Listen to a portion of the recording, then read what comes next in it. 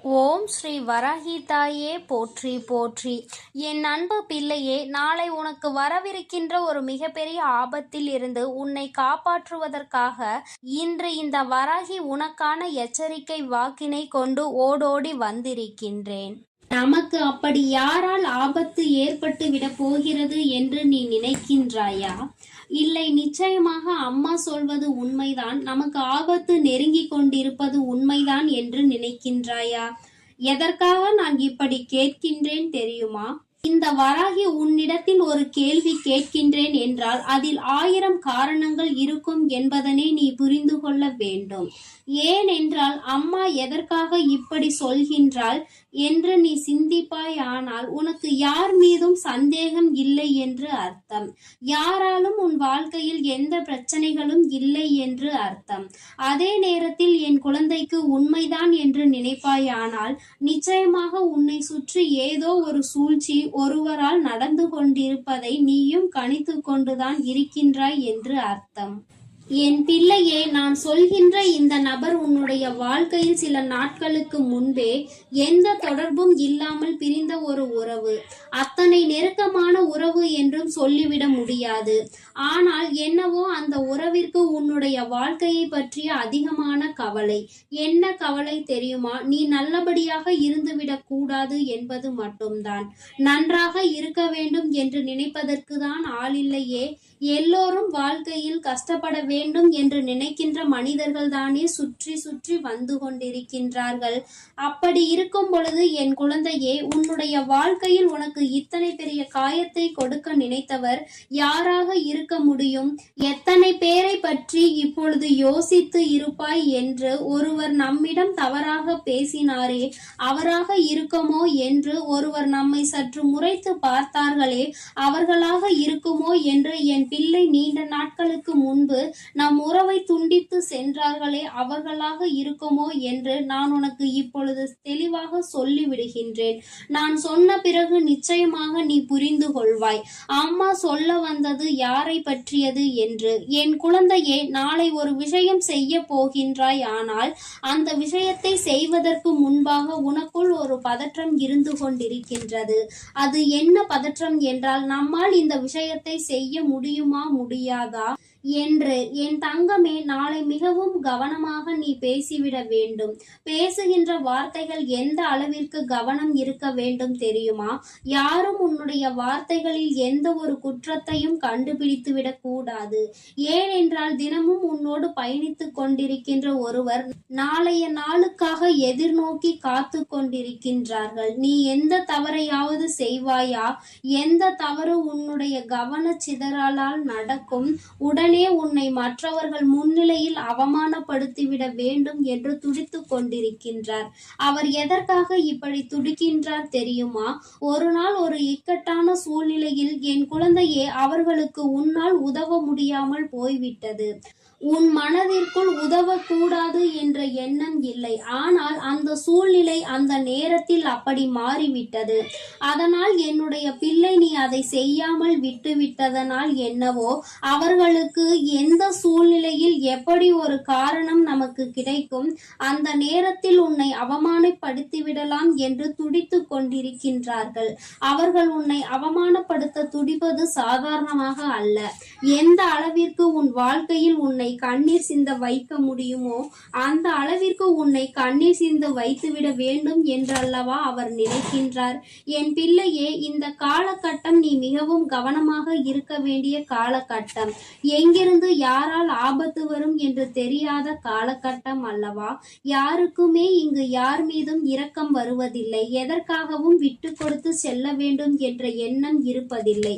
எல்லோருக்கும் சுயநலம், தன்னுடைய சுயநலத்தை மட்டுமே எல்லோருக்கும் தன்னுடைய மனதில் வைத்துக் கொண்டு இருக்கின்றார்கள். இப்படி இருக்கின்ற இந்த நேரத்தில் என்னுடைய பிள்ளை, நீ உன்னுடைய வாழ்க்கையில் இது போன்ற மனிதர்களை எல்லாம் சற்று கவனமாக கையாள வேண்டும்.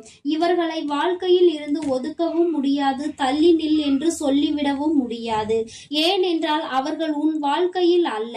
அவர்கள் நீ சொல்கின்ற இடத்தில், உனக்கு தேவையான இடத்தில் இருக்கின்றார்கள். என் குழந்தையே, இவர்கள் என்ன செய்ய நினைத்தாலும் அதை உன்னால் முறியடித்து விட முடியாது. ஆனால் உன்னால் நிச்சயமாக மிகவும் கவனமாக இருக்க முடியும். இவர்களிடத்தில் இருந்து உன்னால் தப்பித்து கொள்ள முடியும். அதற்கு முதலில் உன்னிடத்தில் இருக்க வேண்டியது, எந்த சூழ்நிலையிலும் உண்மையை மட்டும் பேசு. எந்த சூழ்நிலையிலும் யாரிடத்திலும் எந்த விஷயங்களுக்காகவும் பொய் சொல்லி விடாதே. உண்மையாகவும் நேர்மையாகவும் நடந்து கொள். எப்பேற்பட்ட சூழ்நிலையிலும் எப்படி சென்று எப்படி வந்தாலும் எந்த தவறையும் உன்னிடத்தில் கண்டுபிடிக்காதவாறு நீ நடந்து கொள்ள வேண்டும். ஒருபோதும் என் பிள்ளை எதையும் தாண்டி குற்றங்களையும் நீ செய்துவிடக் கூடாது. ஏனென்றால் அவர்கள் உன்னை குற்றம் சுமத்த தயாராக இருப்பார்கள். எல்லாம் உன் பக்கம் சரியாக இருக்கும் பொழுது அதற்கு மேல் யாராலும் உன்னை எதுவும் செய்துவிட முடியாது என்பதை நீயே புரிந்து கொள்வாய். என் தங்கமே, வஞ்சக கூட்டத்திற்கு நடுவே சிக்கிக் கொண்டிருக்கின்றாய்.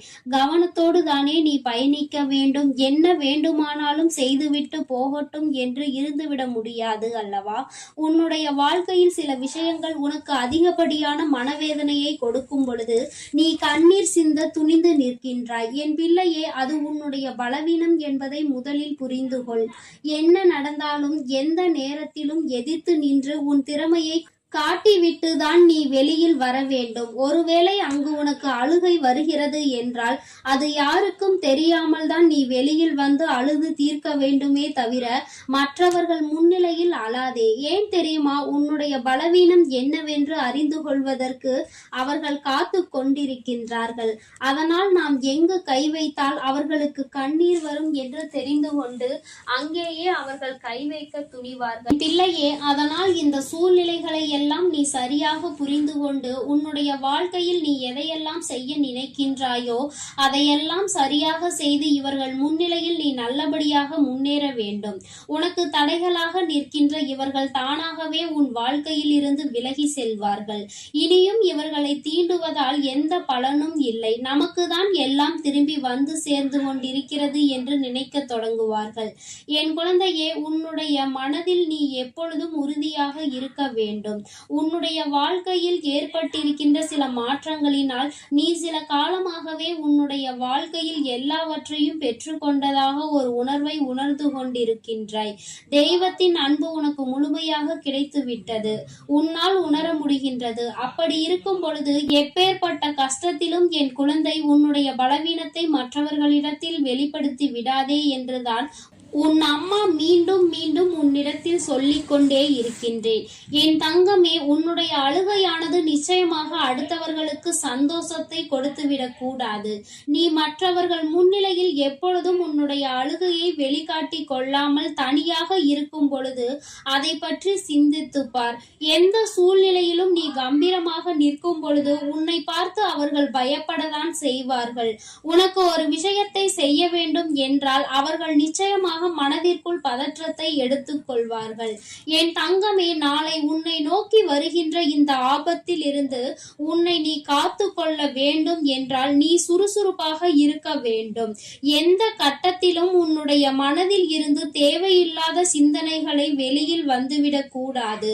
உன்னை பற்றி தவறாக புரிந்து கொண்டதற்காக அவர்கள்தான் வருத்தப்பட்டு நிற்க வேண்டுமே தவிர ஒரு நாளும் என் பிள்ளை நீ வருத்தப்பட வேண்டிய சூழ்நிலை வந்து விடாது. நீ ஏதோ ஒரு காரணத்தினால் உதவி செய்யாமல் போயிருக்கலாமே தவிர மற்றபடி உதவிகளை யாருக்கும் வழங்கக்கூடாது என்று நீ நினைக்கின்ற குழந்தை அல்ல. உன்னுடைய நல்ல மனது புரிய வரும் பொழுது நிச்சயமாக அவர்கள் தானாகவே உன்னிடத்தில் வந்து மன்னிப்பையும் கேட்டு செல்வார்கள் என்பதில் எந்த ஒரு மாற்று கருத்துமே கிடையாது. இதை உணர்ந்து கொண்டால் நீ நிச்சயமாக யாரை பற்றியும் தவறாக நினைத்து விடவும் மாட்டாய். என் அன்பு குழந்தையே, அதனால் நீ எதற்காகவும் கலங்காதே. இந்த வராகி அம்மாவினுடைய ஆசீர்வாதங்கள் உனக்கு எப்பொழுதும் முழுமையாக இருக்கும். என் தங்கமே, நீ எதற்காகவும் கலங்காதே. எதை நினைத்தும் வருந்தாதே. நீ நல்லதையே நினைத்தால் உன் வாழ்வில் எல்லாம் உனக்கு எப்பொழுதும் நல்லதாக மட்டுமே நடக்கும். ஓம் ஸ்ரீ வராகி தாயே போற்றி போற்றி. ஓம் ஸ்ரீ வராகி தாயே போற்றி போற்றி. பஞ்சமியின் நாயகியே போற்றி போற்றி. சிம்ம வாகினியே போற்றி போற்றி. ஓம்